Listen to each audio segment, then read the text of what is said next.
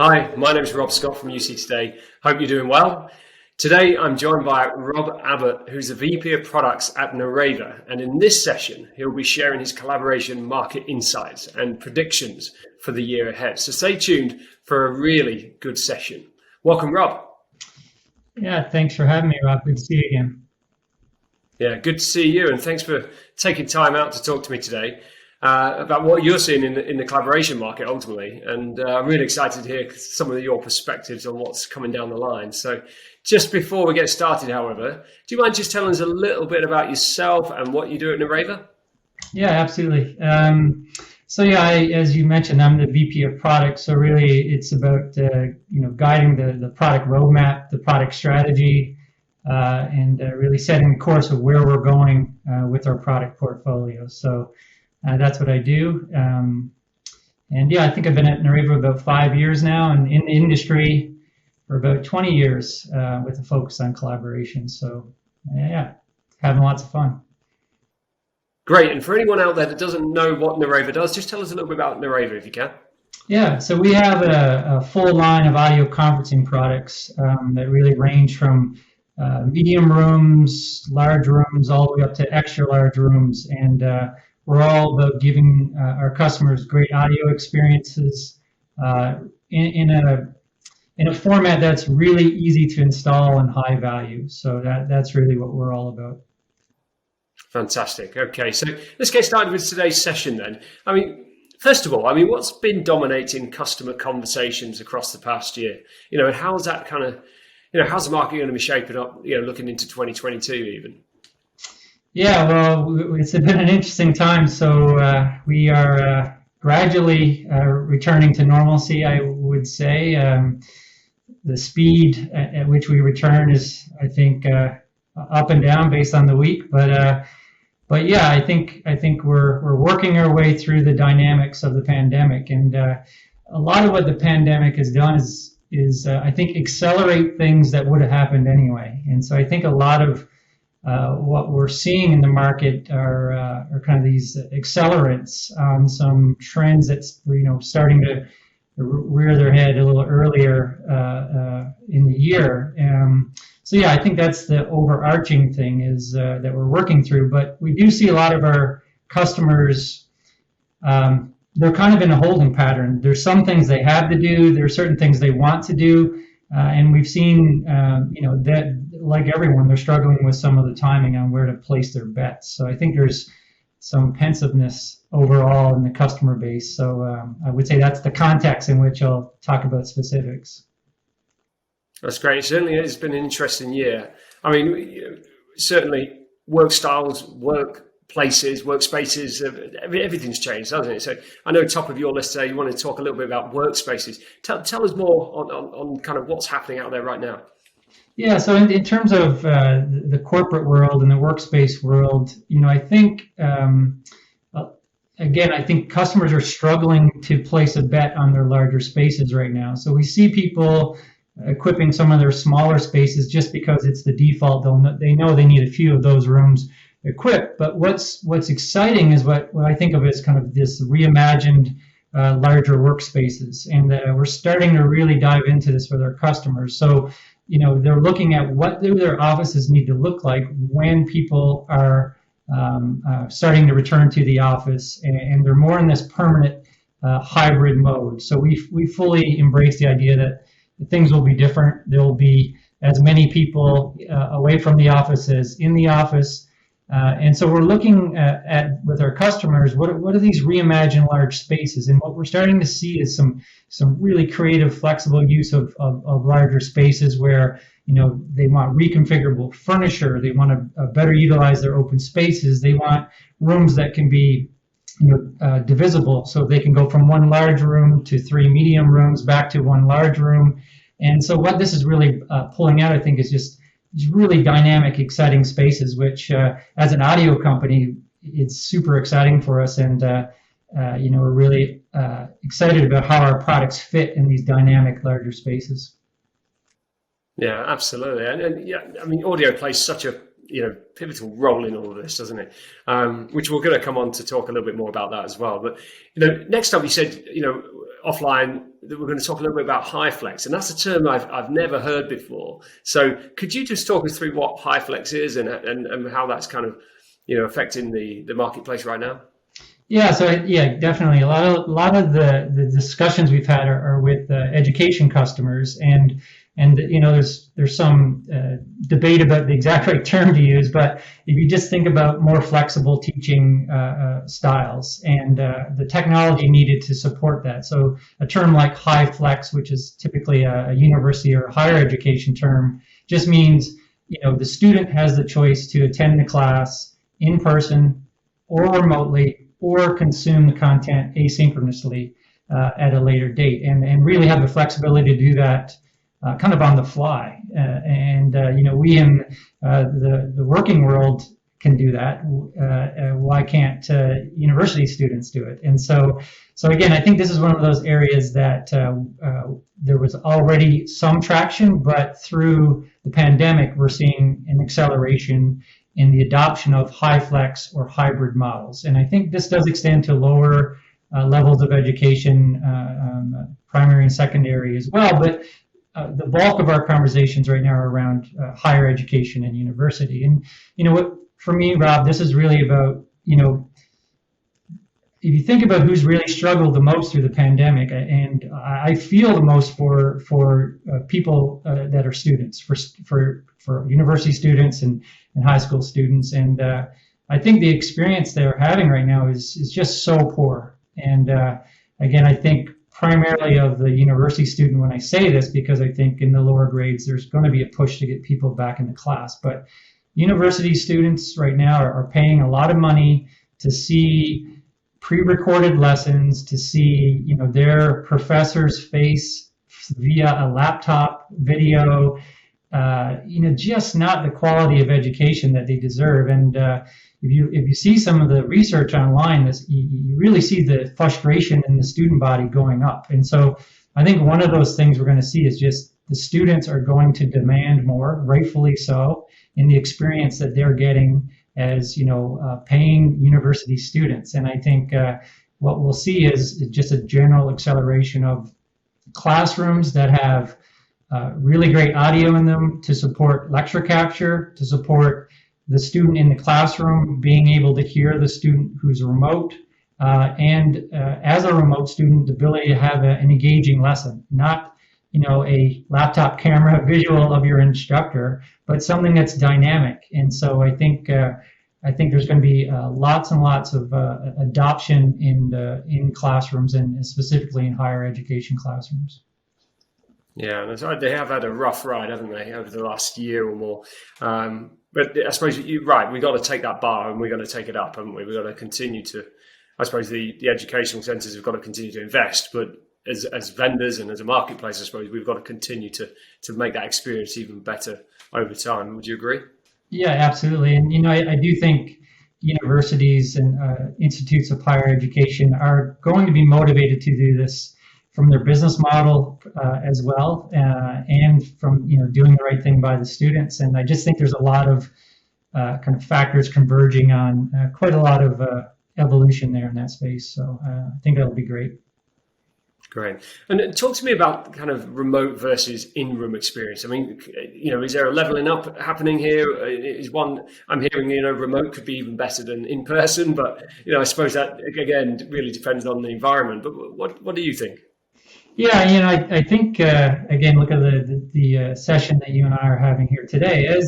As remote workers, in lots of ways, our experience has improved. The pace of feature development from the UCNC platforms has been amazing. You think about the new features and functionality that has come through things like Teams and Zoom in the last 18 months. It's just a remarkable acceleration of features, and I think that's going to continue. So I think the UCNC companies are really leading the path, breaking the trail there. And but I think what has happened in general is the expectations of the average kind of worker is that I should have the experience that I'm having sitting here in my home office, which is great audio, great framed video. All of my content is accessible. Meetings start on time. Like our meetings start 1 minute before they're designated generally. In 2 years ago, you're losing 10 minutes at every meeting. So I just think the equity in the way we work as a remote workforce is amazing. And our productivity as a company has gone up. It hasn't dropped in most areas. There are areas where I think we're still struggling with not being in person, but in general, it's been really great. So when people start to get back into meeting rooms, they're going to expect that type of quality of experience. And I think that working with the UC&C companies, working closely with Teams and Zoom, I think that's an area where we're really focused as a manufacturer is, what does kind of leading intelligent audio look like? How do you have that same experience that you had in your home office with the benefit of being in the same room with someone? So I think it's great. I think it's people have seen the light in terms of what is possible, and now we just need to deliver it in shared spaces. Absolutely, and that's a nice segue onto my next question around and the role of kind of data in all of this, because now we've gone virtual and meetings have gone virtual or hybrid.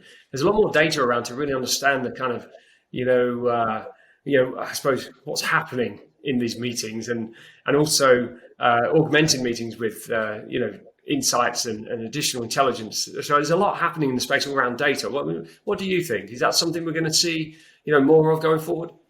Yeah, absolutely. So I think, again, companies are trying to figure out how to get the most out of their shared spaces. These are expensive spaces. They're used to a certain level of fidelity and insight in terms of how their knowledge workers are utilizing the tools. So what our customers are asking for is, primarily they talk to us because their current audio experience is poor and they want better audio. And so our first job is to give them very, very good audio.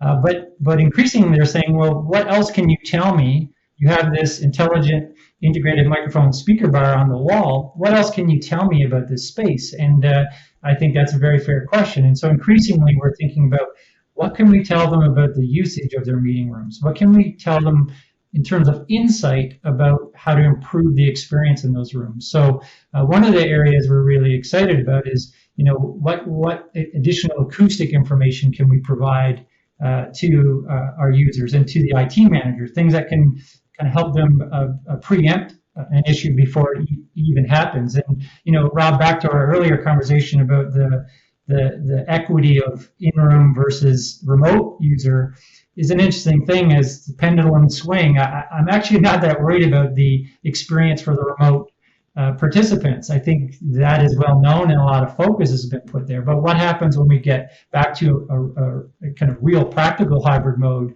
You can't forget about the in-room participants. So a real simple example is there might be very loud HVAC in that room, where the UC&C companies and even people like us with algorithms that filter out that noise, the remote participant is having a wonderful meeting.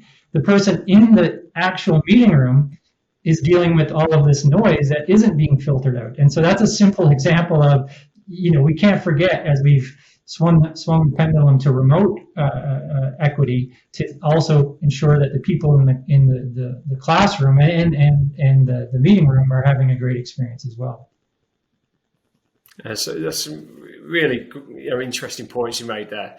Okay, so let's talk a little bit about Nureva. How are you kind of meeting this challenge? Pardon the pun. How are you adapting your product and portfolio to respond to these marketplace and workplace trends? Yeah, so I think in terms of kind of where our business has gone in this year, and we see it going. I would say our most popular product is the HDL 300. So a simple single integrated microphone speaker bar that's able to provide coverage in large spaces, up to 25 by 25. That product is meeting the kind of the dynamic that's in the marketplace right now. And if I took the example of education, it's a very challenging audio environment. They have a room full of students. They need a great audio output and pickup, but they're on a budget, and they also they don't have audio expertise, and so what they ask us for is, and you get these crazy installation scenarios, but we have people reach out to us and say, we need to install 8 classrooms between the time the school ends this day and starts up in the morning the next day. And so what they're looking for is that type of scale and ease of installation and ease of setup. And so I think, other examples where we have one IT manager in a school do it between classes. So he had 45 minutes between classes. He installed an HDL 300 and put it on the wall. It auto-calibrated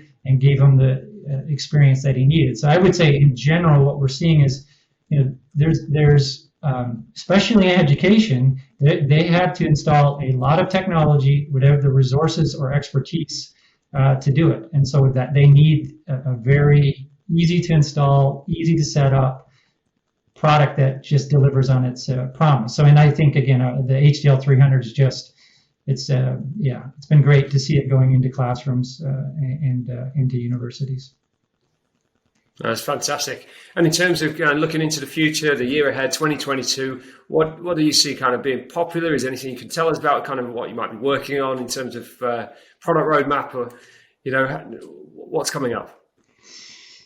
Yeah, so as there's only so much I can say, but I would say one area is a focus is the idea of cameras in spaces, and so that's not a new area for the industry as a whole. But what we're looking at is what is the right mix of audio and video in larger spaces that are kind of again, a classroom's a great example, a university classroom. Where is the right place to put the camera?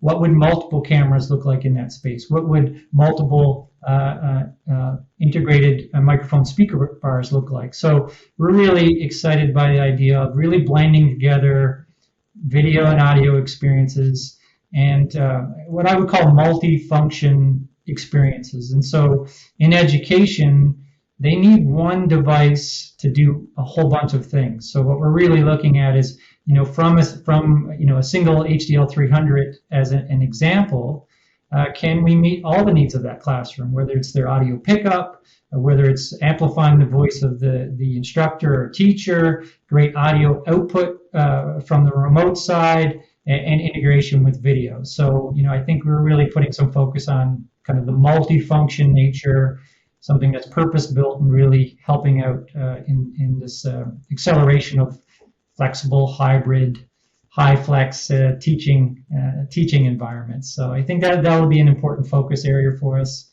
One of the things that's been a surprise is the adoption of our developer toolkit. So, we created a developer toolkit which has a kind of a suite of APIs in them.